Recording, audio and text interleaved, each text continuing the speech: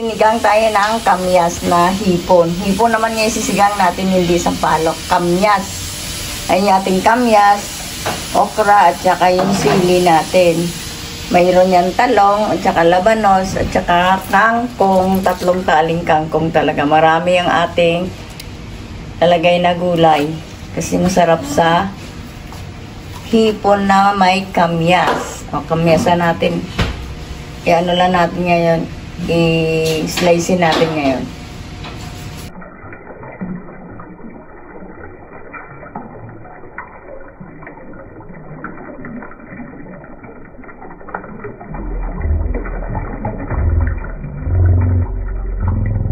I-slice na tayo. Ito yung ating kamatis. Ayan, i-slice lang natin ito. Tapos isabay na natin ito sa kamyas.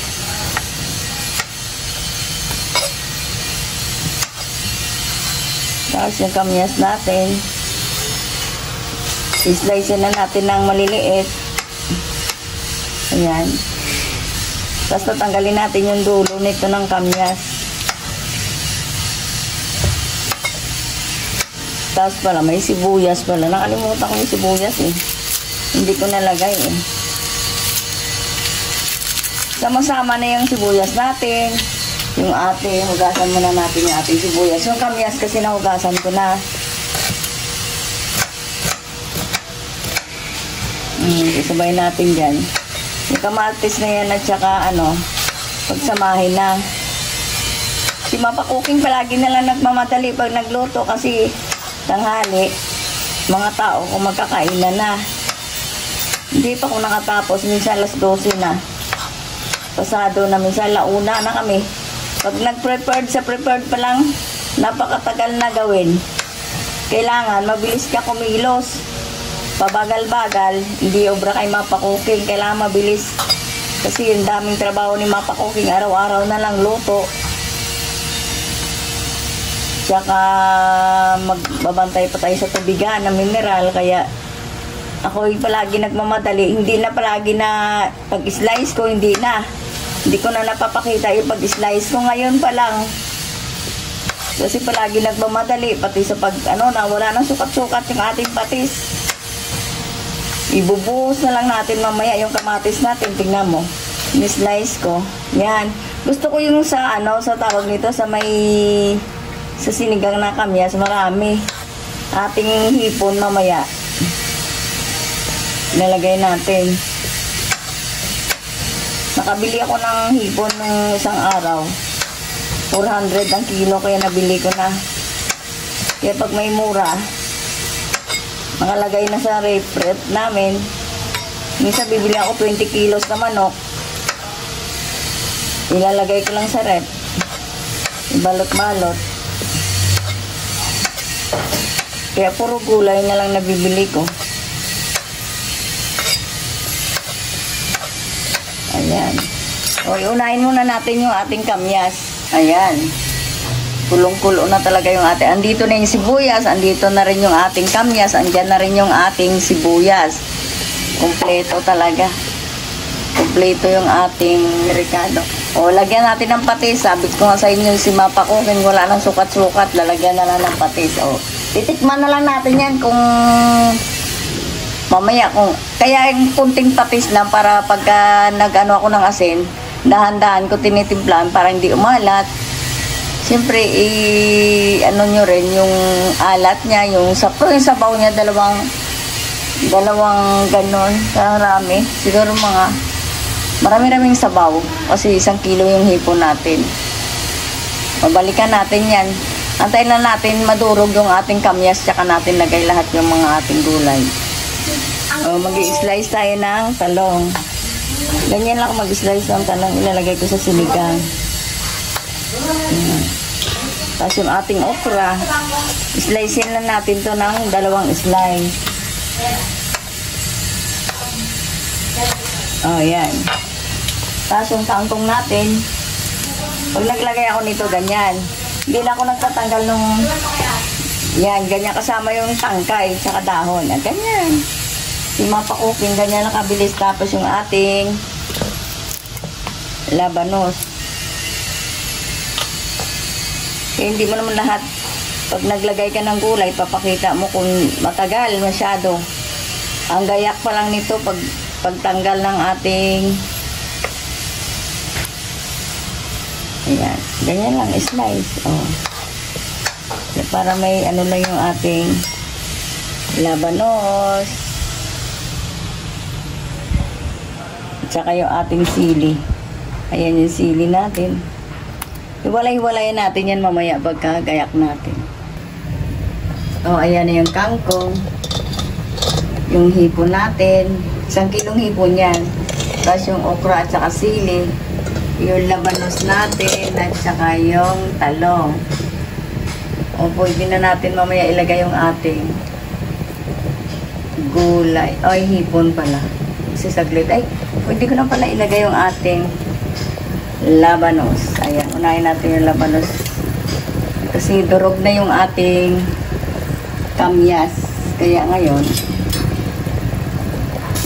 durog na rin naman yung ating kamatis. Kaya pwede na natin ilagay.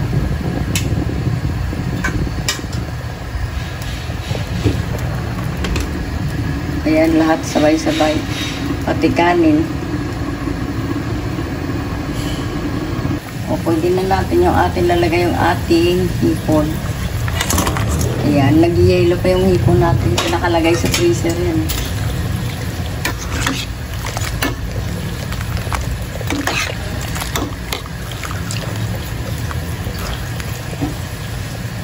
Eh, maya lagay na natin yung ating kangkong.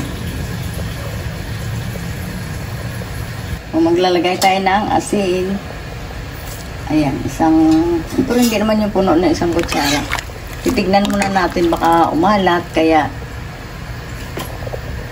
sinsaktuhin ko lang.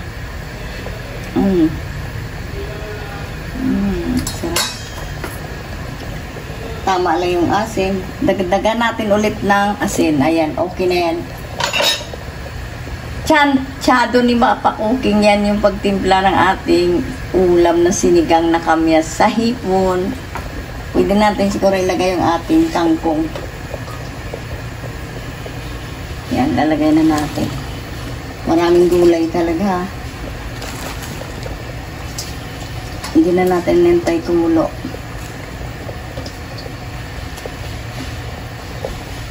Ano na? Tagal kumulo yung ating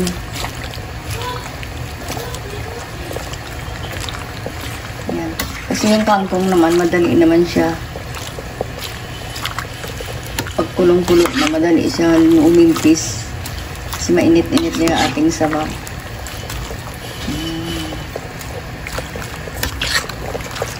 Kaya minsan hindi ko na pinapakita kung paano mag-slice si Mapa Cooking at palaging busy sa paghihiwa. Alam nyo naman siguro mag-slice ng talong. Sa inyo yung kung anong gusto nyo klaseng slice. Ako, palagi nagmamadali sa slice yung aking pagluluto.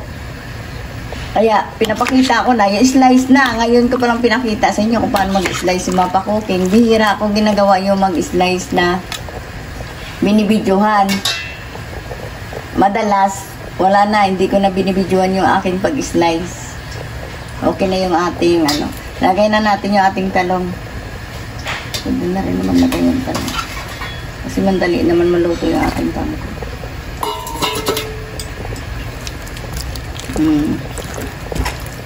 Gulay pa lang. So, pinabalikan natin. Takipan niya natin para madali magkulo. Matagal masyado. Balikan natin. Kulo na yung ating hipon. Pwede na natin lagay ating okra at saka yung siling panigang. Sabay na rin yan. Kapag kulo na yan mamaya, kulong-kulo na talaga siya. Kasi yung okra, hindi siya masarap pag nalusak talaga ng gusto. Half cook lang talaga yung ating okra. Tama lang yung asin. Antayin na natin maluto yung ating okra. Balikan natin. May nakalimutan pala ko. Ilagyan na natin ng konting betsin. Ayan, okay na. Kunti lang talaga. Kasi kunti. Patis talaga yung ano ko. Na panglasa at saka yung ano. Malasa naman na yung hipon. Balikan na lang natin. Okay na, luto na yung ating hipon na sinigang sa kamyas. O, luto na yung ating sinigang na hipon. Yung hipon natin ang sarap-sarap. Kasi kamyas ang nilagay natin. O, titikman ni Mapa Cooking. Like and subscribe kay Mapa Cooking. Thank you for watching. Thank you kay YouTube. Kung sisweldo na si Mapa Cooking.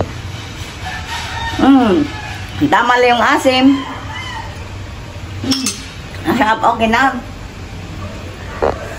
O, kakain na si Mapa Cooking ng sinigang na hipon sa kamyas. O, ayan. Si Mapa Cooking hindi kukutsara. Kukutsara lang dito sa ating ano. Pero yung pagkain ko talaga nakakamay palagi si Mapa Cooking ng kanin. Ayan. Ang sarap-sarap daw sa usawa natin.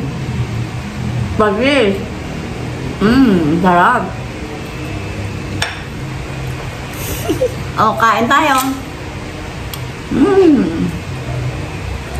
Ang sarap talaga ng ating sinigang na hipon. Dahil sa sausaw natin sa patis. Ang sarap. Kain tayo.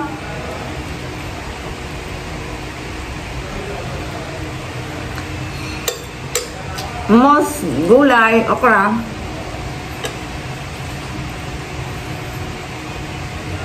Thank you sa nanonood. Kain tayo. Sausaw natin sa patis. Okay na. Thank you. Like and subscribe. Thank you for watching.